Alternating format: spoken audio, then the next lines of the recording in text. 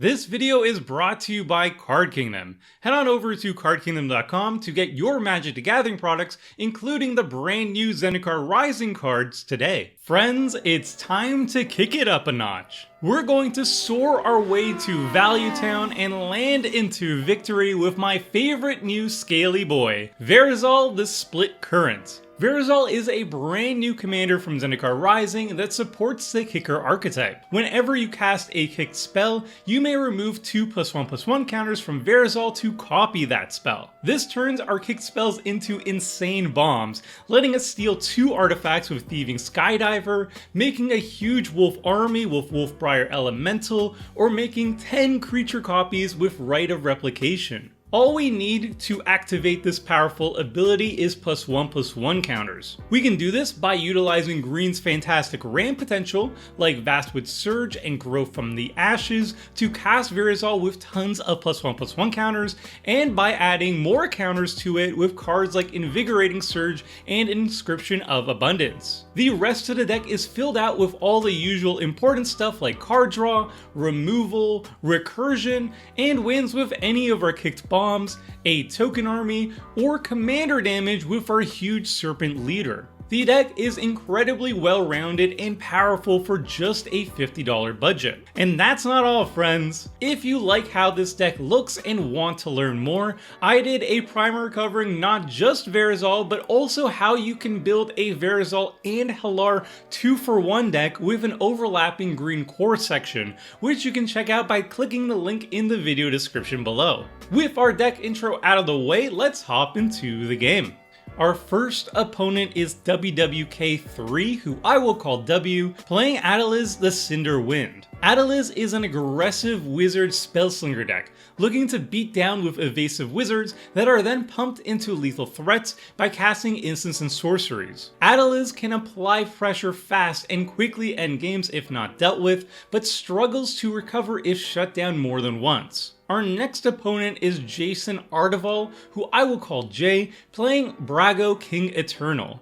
Brago is the king of blink decks, repeatedly blinking cards with powerful enter the battlefield and leave the battlefield triggers for insane value. Cutthroat versions of Brago run powerful stacks pieces like Winter Orb and Stasis to completely shut out opponents, but even non-stacks budget brews can quickly snowball out of control with the value they generate. Our final opponent is returning viewer Ankylosaur, who I will call Ank, running Homura Human Ascendant. I've never played against a Homura deck before, but judging by its powerful enchantment Anthem when flipped, I can reasonably assume that this is a go-wide tokens deck that wants to flood the board with as many creatures as possible to take full advantage of Homura's essence. Hopping into the game, I keep a decent enough hand. There's not a lot of action, but a turn 1 Temple of Mystery is a good start, and we have turn 2 Ramp with Elfheim Druid, and Thieving Skydiver is one of our best cards,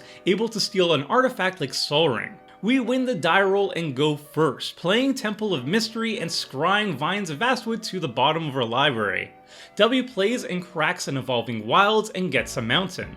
J plays Mystic Gate and casts Sol Ring. A powerful start indeed, but I'm salivating at the thought of stealing it in 2 turns with our Skydiver. Unfortunately, Ank is a responsible player and takes it out with Vandal Blast, which is fair enough. I'm sure we'll steal something else instead. I play an island and cast Elfheim Druid.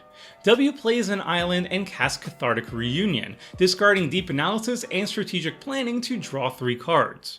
J plays a Sea of Clouds and casts Weathered Wayfarer. Ank plays a mountain and casts Arcane Signet. I play a forest, and after some debate, I decide to cast Verazol for 4 mana instead of stealing the Signet this turn with the Skydiver. This sets us up to start copying our kicked spells next turn. W flashbacks Deep Analysis to draw 2 cards, but unfortunately can't find a 3rd land and discards down to hand size. J activates Wayfarer, tutoring up and playing Temple of Enlightenment. Ank plays a mountain and casts Solemn Simulacrum, ramping out another mountain. With W clearly behind and Ank not doing much yet, I decide that Brago is enemy number 1. I hit J with Verazol, then cast a kicked Roost of Drakes, copying it with our Scaly Boy. We make 2 Drakes, and now any kicked spell we cast makes 2 more Drakes as well. Then I play Oran Reef the Vastwood. W finds a mountain and casts Adeliz, hitting Ank. J activates Wayfarer to tutor and play a Tundra, then casts Stoneforge Mystic, tutoring and casting Flare Husk. I definitely didn't expect a Flare Husk, but looking at the rest of the cards that Brago is playing, I nonetheless still consider J enemy number 1. Ank casts Reforge-a-Soul, wheeling away everyone's hands. That kind of sucks for us because we had a bunch of good cards, but luckily we wheel into even better cards. Then Ank plays Valakut the Molten Pinnacle, which is only 2 mountains away from becoming active. I cast Twinning Staff, which lets us make an extra copy of the next kick spell we copy with Verazol, then play a Lumbering Falls. As long as our board doesn't get messed up this turn cycle, our next turn is going to be epic. W plays an island, casts Lightning Stormkin, preordains, and casts Explorer Scope before hitting J and Ank. J activates Wayfarer to tutor and play Academy Ruins, then casts Brago. Ank plays a mountain, casts Ruby Medallion, and Homura. Things are heating up on Ank's board with Valakut ready to erupt next turn. On our turn, we draw into the best kicker spell in our deck, Rite of Replication. We're 1 mana away from kicking it, but for now we have a very sweet play. We kick Inscription of Insight, copying it with Verazol and copying it again with Twinning Staff, bouncing 6 creatures, scrying 6, drawing 6 cards, and making 3 beefy illusion tokens plus 2 more Drakes. Friends, this is why I love Verazol. W plays a Reliquary Tower, recasts Lightning Stormkin, and equips the scope to it, casts Anticipate and hits Ank. J also plays a Reliquary Tower, recasts Brago and Wayfarer, then casts Expedition Map. Ank plays a mountain, bolting Elfheim Druid with Valakut, casts Hordling Outburst, Krenko Mob Boss, and Prophetic Flame Speaker. That Krenko is a serious threat. Next turn it can make a minimum of 4 goblins and it quickly snowballs from there. I play Yavimaya Coast, and after some debate I elk Brago with Kenra's Transformation instead of Krenko. Then I swing the illusions at J and a Drake at Ank, which is a punt because I should have elked after attacking to see if Brago would have died blocking anyway. But J doesn't block with the Elk Brago. I then decide not to recast Verazol and instead keep up mana for Inscription of Abundance and Blink of an Eye to deal with Krenko before Ank can tap it for goblins. W casts Mana Geode, plays a mountain, then casts Door of Destinies, unsurprisingly naming wizards, then hits J. J plays a Snow-Covered Plains and casts Cyclonic Rift with Overload, bouncing all opposing permanents and de-elking Brago in the process.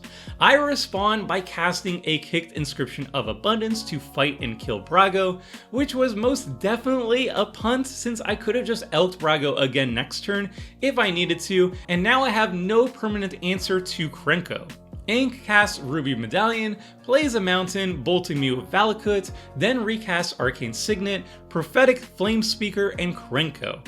I play a forest, cast Verazol for 5 mana, then cast Twinning Staff, setting up for a high value next turn. W casts Mana Geode, Adeliz, and Explorer Scope, equipping it and hitting us. J plays a Snow-Covered Plains, casts Sun Titan, which gets back Stoneforge Mystic, tutoring and casting Swiftfoot Boots, but they're 1 mana short of equipping it. Ank attacks W with Flame Speaker, exiling Mind's Eye and Krenko 10th Street Kingpin. They then play a mountain and cast Solemn Simulacrum, ramping another mountain, bolting Verazol to death, then they cast Krenko number 2. At this point, we're in a bad spot since we have no good answer to Ank's board.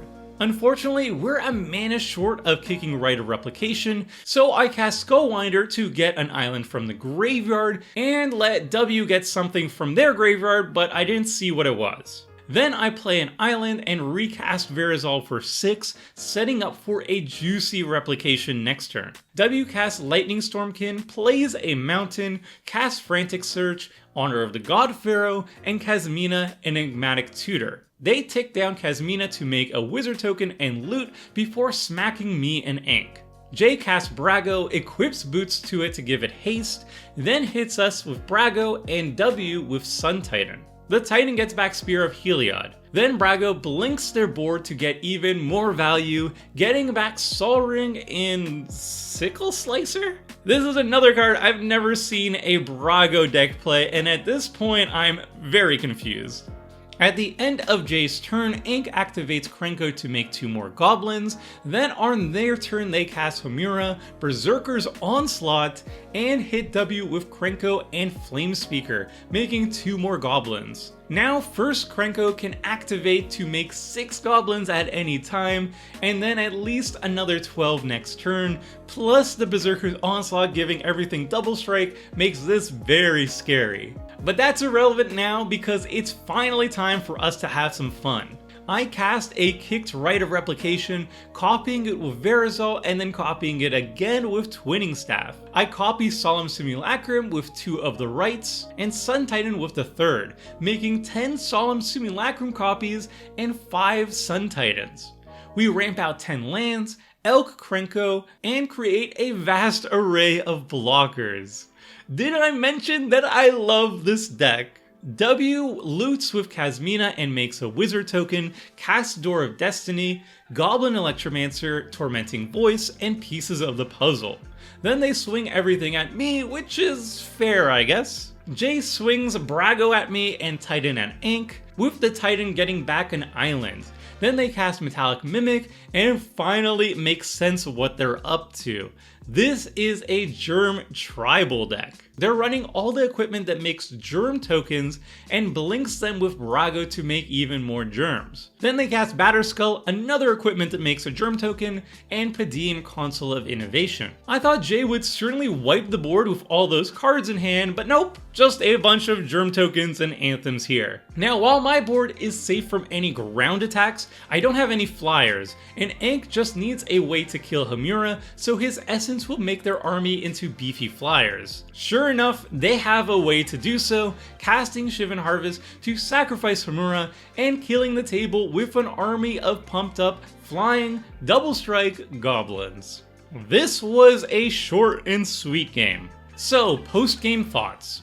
This game was hard to navigate. It took me a while to realize that the Brago deck was Germ Tribal, and while that's a low power jank theme, Jay built a deck full of high power cards around it, so I think I was correct making them enemy number 1. Meanwhile, Ink was playing basically just Goblin Tribal and hiding it under a different commander, and they drew all the right cards while being left alone for the entire game, so it was an easy win for them. I think had I not wasted Inscription of Abundance in response to Cyclonic Rift, I would have had both Inscription and Kenra's Transformation to shut down Ink without issue. That was a big punt on my part. But I have no regrets about the rest of the game, however. I could have delayed casting Rite of Replication to delay my opponents another turn, but then I don't advance my own board, and it put me in a game-winning position if Ink's few cards in hand didn't contain a way to kill Homura, or if the other 2 opponents would have board wiped. And plus, honestly, there's no way I would have missed an opportunity to make 15 creature copies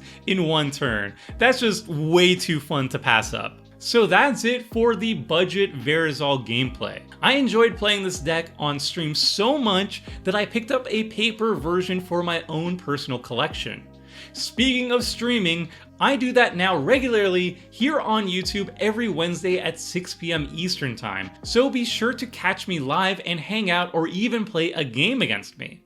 So until next time, friends, see ya! Thanks for watching the video. If you liked it, help us out by clicking the like button down below. And to keep up with the latest and greatest, make sure to click the subscribe button. And if you want to watch similar videos, click on the links appearing on screen right now.